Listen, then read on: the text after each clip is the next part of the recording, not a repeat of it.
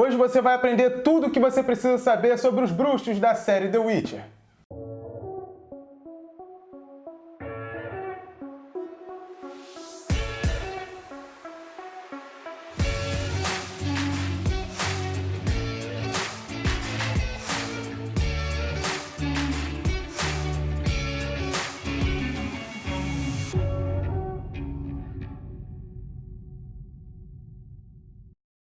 Rapaz, a nova série da Netflix, The Witcher, já está para chegar no dia 20 de dezembro, ou se você veio do futuro, ela já chegou. E a primeira temporada já vem com 8 episódios, todos de uma vez. E antes que a Netflix despenque todos os episódios e você já saia devorando pela frente, ainda dá tempo de se aprofundar mais e se ambientar no mundo da série. E hoje, é claro, nós vamos falar sobre os bruxos, porque afinal o protagonista, Geralt de Rivia, é um bruxo. A primeira coisa que a gente precisa saber é que o bruxo aqui não tem nada a ver com Harry Potter. Que não tem Harry Potter? Bom, talvez um pouco, vai. Tem poções mágicas e pitadas de magia, mas nada a ver. Bom, resumidamente, os bruxos no mundo de The Witcher são matadores profissionais de monstros. Hunting monsters for a price.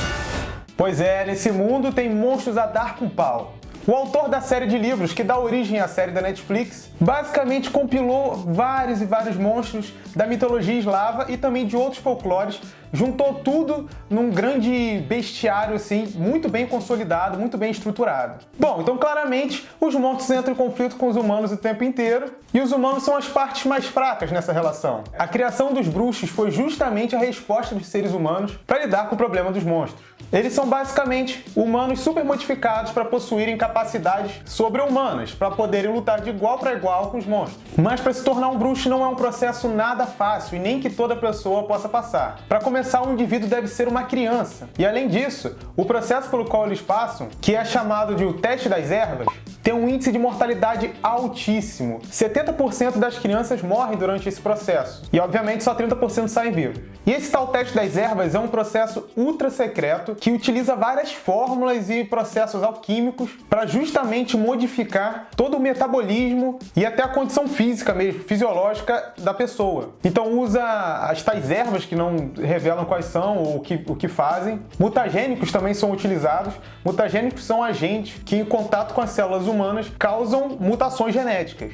E até especulam que esses mutagênicos talvez possam ser retirados de monstros. E é uma crítica que muitas pessoas fazem que, às vezes, para se matar um monstro é necessário criar outro. Bom, toda essa mistura desses elementos e de todo esse processo é injetada nas veias das crianças, diretamente. Elas ficam amarradas como se fosse numa mesa de cirurgia. Elas ficam lá por dias. E esse processo deve ser gradual. As mutações vão acontecendo conforme o tempo vai passando e conforme a criança vai resistindo ou não, vai se medindo o quanto da solução vai sendo aplicada. Bom, de toda forma, sobrevivendo ou não, o processo é muito doloroso. As crianças passam por muita dor, muito sofrimento, e as que morrem numa agonia muito profunda. As outras que conseguem terminar de passar pelo processo e sobrevivem, mesmo assim, basicamente foram torturadas, mas depois se recuperam. É nesse processo, inclusive, que os bruxos adquirem suas características pupilas felinas, que é o que faz eles enxergarem muito bem no escuro, por exemplo, já é uma das mutações. Mas fora isso, são muitas características físicas que são adquiridas pelos bruxos, como por exemplo, reflexo sobre-humano, uma força física ampliada, um olfato super apurado, a visão também, como eu já falei, eles podem enxergar no escuro, uma audição muito boa também. E também um fator de cura elevadíssimo, e toda essa mutação causa uma grande modificação do metabolismo do bruxo, o que faz com que eles envelheçam biologicamente de uma forma diferente dos humanos. Então a idade aparente de um bruxo não é a mesma idade biológica que ele tem. Até por isso os bruxos podem viver por centenas de anos. O curioso nisso é que a gente não sabe quantos anos os bruxos podem viver, porque na maioria das vezes eles acabam morrendo no desempenho de suas profissões e dificilmente morrem nas suas camas de velhice. O Geralt, por exemplo, dá para deduzir nos primeiros livros que ele teria por volta de 85 anos até uns 90 e tantos nos últimos livros. E o Vesemir, o mestre dele, a gente não sabe, não dá para estimar muito bem, mas aparentemente ele já teria mais de uns 350 anos. Alguns fãs dizem que seria bem mais que isso, mas de fato são centenas de anos. E um outro fato curioso das mutações e dos efeitos colaterais nos bruxos são os cabelos brancos de Geralt. Geralt foi o único bruxo a ter como efeito colateral da sua mutação a modificação da cor do seu cabelo. E é por conta dessa característica que Geralt recebeu uma de suas alcunhas, que é o Lobo Branco. E todo mundo sabe que se o personagem tem cabelo branco é porque ele é o mais fodão que tem. E além de suas capacidades físicas, os bruxos também têm a capacidade de lidar com magia. Eles não fazem feitiçaria como grandes magos, mas eles conseguem usar tipos simples de magia, que eles chamam de sinais. E os sinais são pequenas magias conjuradas com uma mão só, fazendo literalmente um sinal com os dedos.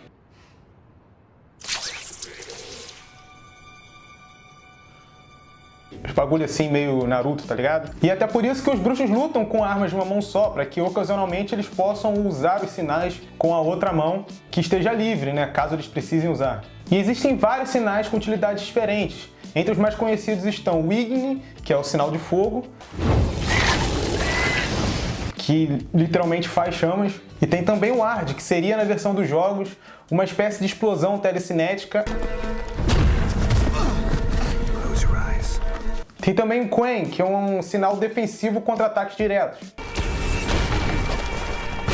Mas eu tô curioso mesmo para ver os sinais que serão utilizados na série. O Geralt geralmente não utiliza muitos sinais durante as histórias no livro, mas eu quero efeitos visuais, Netflix. Outro elemento presente também em todo bruxo é o seu típico medalhão de bruxo. Esses medalhões são pingentes, que no caso do Geralt é uma cabeça de lobo, que eles reagem a qualquer forma de magia, seja com alguém conjurando uma magia, ou até com uma criatura mágica que esteja próximo, ou um monstro que tenha sido feito a partir de magia. Você entendeu, né?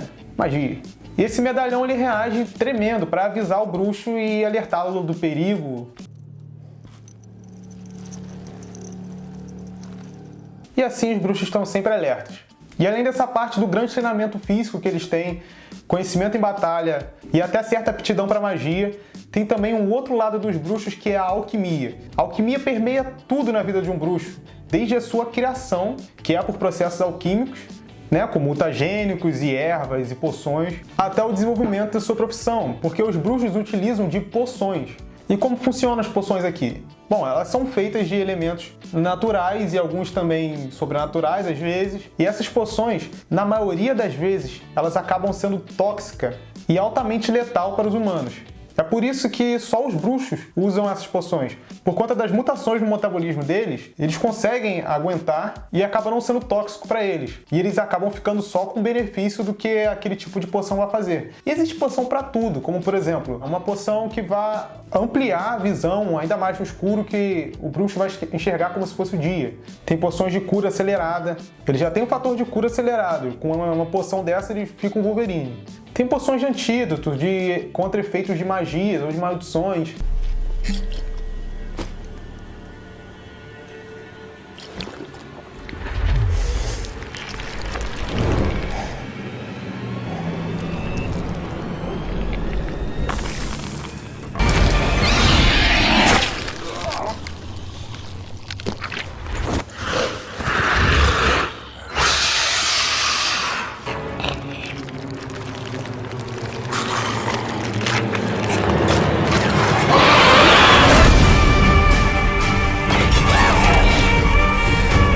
Poção para muita coisa, mas basicamente só os bruxos podem utilizar essas poções. Além de tudo isso, depois que eles já passam pelo processo para modificar sua fisiologia, aí começa um longo e extenso processo de treinamento que dura durante a vida inteira. Eles não treinam só a parte física, eles treinam também estratégias, eles treinam também principalmente livros de bestiários com situações e com monstros muito específicos, porque cada monstro se mata de um jeito diferente. Bom, mesmo apesar de todas essas características e de os bruxos serem uma forma de defesa da humanidade contra os monstros, eles nem sempre são bem vistos. Na verdade, em muitos casos eles são tratados com muito desprezo e muito preconceito. E ser bruxo é uma profissão muito da ingrata. Existe todo tipo de superstição contra eles, e por isso os bruxos são tratados e chamados pejorativamente de mutantes, de monstros, de aberrações, mas mutantes é a palavra mais ouvida mesmo.